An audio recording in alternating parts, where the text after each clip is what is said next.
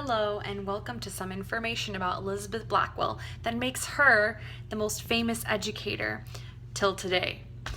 She was born in 1821, and at this time, women just simply did not become doctors. And Elizabeth Blackwell's number one accomplishment was that she was the first woman to receive an MD degree from American Medical School.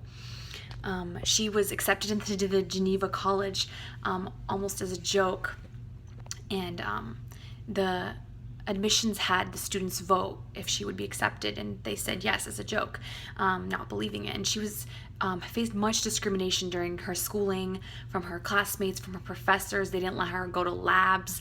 They made her sit separately during lectures. The locals were looked down on her and gossiped about her because she was a woman and she was trying to be a doctor, and that was not okay in that time. Upon graduation from Geneva College in 1849, Elizabeth finally earned the respect of her colleagues. Her dean even bowed to her upon bestowing her degree, and he's quoted saying, "This event will stand forth hereafter as a memorable example of what women can undertake and accomplish too."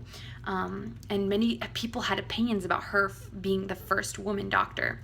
Number 3 accomplishment is she was put on the medical register of the United Kingdom. She was the first woman basically to be also a woman doctor in the UK. She studied in Paris and London, working further to wanting to become a surgeon. That dream was not realized though.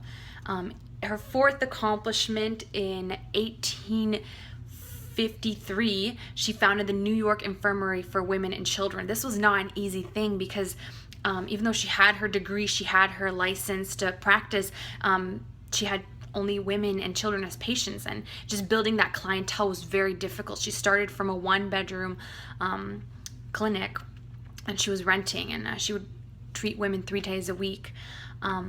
And later she opened a bigger and bigger, and then it was conjoined with a medical college for women, and she was able to use that to help more women train to become doctors, and she's also helping poor and other women who needed that care.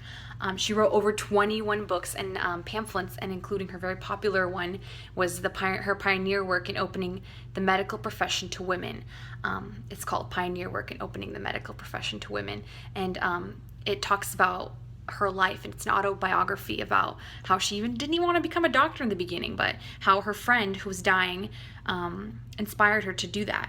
And number 6 is in 1875, she became a professor of gynecology at the London School of Medicine for Women, and this is incredible. She was finally she was in a place where women were really just being educated to become doctors.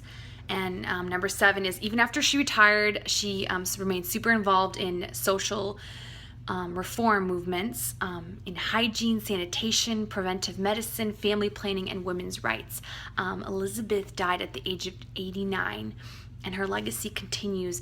Since 1986, the Health Science Center at Sucrose has set aside one day in February to reflect on her and to think about her, and they've named it Elizabeth Blackwell Day. Her legacy and continuing odyssey of women in medical education, she really has supported. Thank you very much, and you have a great day.